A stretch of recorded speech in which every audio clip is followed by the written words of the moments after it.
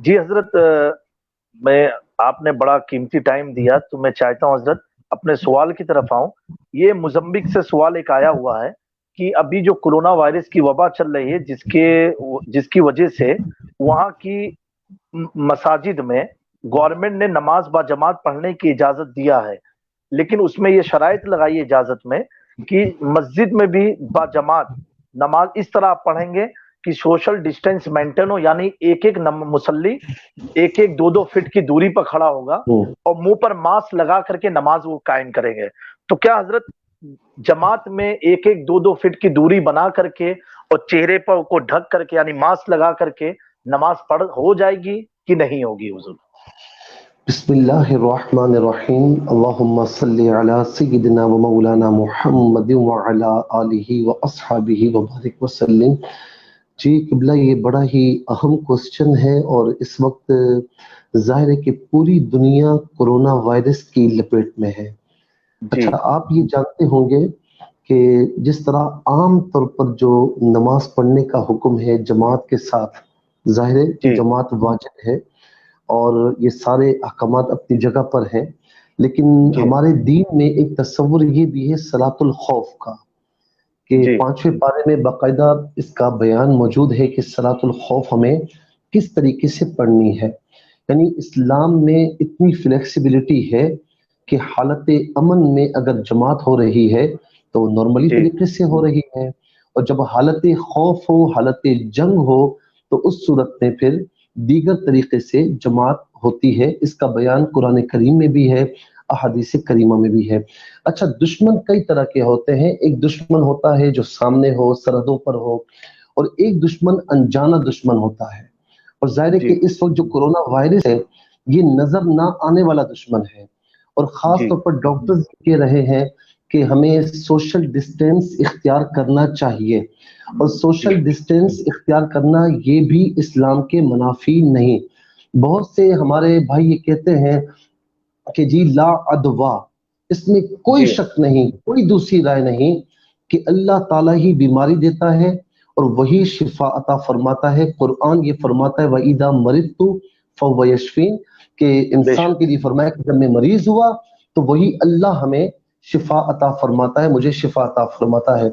लेकिन खास तौर पर यह है कि इसमें कोई शक नहीं, ला अदवा, कि वो मुतअद्दी नहीं है, लेकिन हमें खास तौर पर एहतियात इख्तियार करने का हमें रसूल करीम सल्लल्लाहु अलैहि वसल्लम ने ही हुक्म दिया।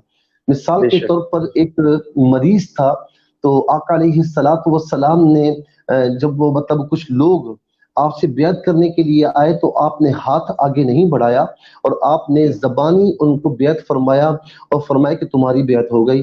फिर एक जी मरीज एक मर्ज ऐसा है, उसके बारे में फरमाया कि उससे ऐसा भागो जैसे तुम शेर से भागते हो।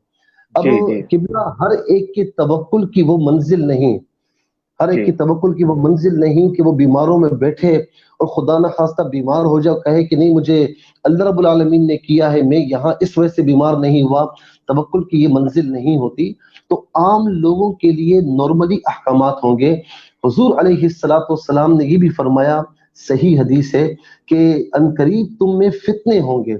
अब फितने से मुराद हालत जंग भी है, फितने से मुराद आजमाइश भी है, और फितने से मुराद हमारे मुहद्दिसीन ने फरमाया कि वबाई अमराज भी हैं।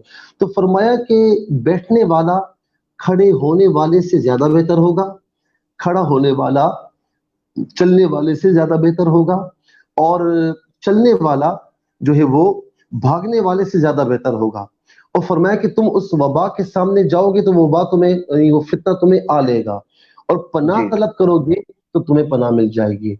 तो इसकी रोशनी में मैं ये अर्ज करूंगा कि जाहिर है जी कि पूरी कायनात इसकी लपेट में है। डॉक्टर्स ने जी और जो हेल्थ ऑर्गेनाइजेशंस हैं उन्होंने भी ये जो मतलब हिफाजती तदाबीर बताई हैं।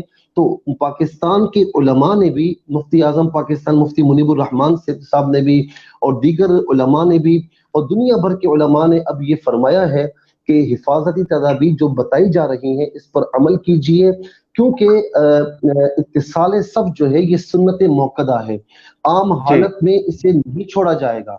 लेकिन अब जी ये आम हालात नहीं है, हमारे सामने दो रास्ते हैं, या तो मसाजिद बंद कर दी जाए یا پھر مساجد میں جو ہے وہ جماعت SOPs کے ذریعے قائم کی جائے، حفاظتی تدابیر جو ہے اختیار کی جائیں.